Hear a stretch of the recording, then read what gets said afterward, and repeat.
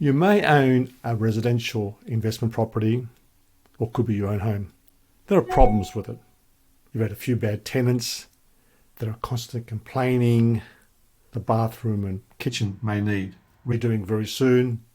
You may have a roof leak, and it's all costing you a lot of money. And you've worked out that you have barely made any money in the last 2 years. It's frustrating. You're thinking about selling. But before you think about selling, imagine that you could be sitting on a treasure in your backyard without even knowing about it. Just like in the story, Acres of Diamonds.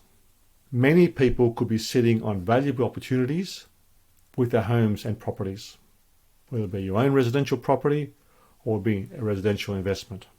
So a lot of people don't realise that residential properties can be converted to other uses, commercial uses. But you're saying, oh look, I'm not a developer and it's not really what I want to do. It's too hard, I don't know where to start. That's what this video is for. Now let's look at the opportunities. Now, just a matter of interest, I have a book out which gives a lot of examples, practical, real-life examples that I've worked with my clients over the years.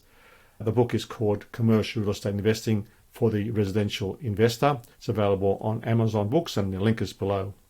Anyway, the first big opportunity is residential property throughout the big cities around the world is becoming very expensive. Hence the need for both husband and wife to keep working to keep up with the mortgage payments. If they've got young children, they need childcare centres. There is a growing need for childcare centres in these areas, especially if you're close to schools. That's the first major opportunity. The next one is if you've got a young couple without children, or maybe a lot of small families, as in single people living on their own, or a couple living together, just moved from interstate or from overseas. We've got migration, people coming in the country all the time, students who need small accommodation spaces. There's opportunity there for boarding houses. Now, boarding houses can be constructed in many residential areas, subject to certain conditions, but depending on council, they're fairly flexible in that respect. The next major one is over 55 developments. We've got an ageing population, and again, as people retire or semi-retire, they want to live in smaller places, and retirement villages become very popular. They're allowed in many residential areas. The government understands these problems, and there's political pressure on them to produce more childcare centre places, boarding houses for cheaper accommodation for people, single people, students, etc. And the need for smaller accommodation for over 55 retirement people as well too, special facilities for those. So the government understands these challenges and want to help for political reasons.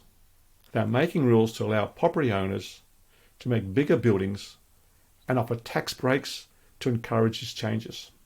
So basically you may be allowed, for example, go 25% or maybe more high floor space ratio, which means you can put extra building than you could for normal residential property. In simple terms, if you own a property, you have a chance to find your own acres of diamonds. Looking around and see the needs of the community. You can turn your property into something valuable for others and yourself. It's all about being smart, creative, and ready to adapt to changing needs of our world. So take a closer look at what you have. You may be sitting on a treasure trove of opportunities. Any questions or comments? Have you thought about the opportunities for your residential property? I'd like to hear. And please subscribe to this channel. This is Tastzidis from CC Properties.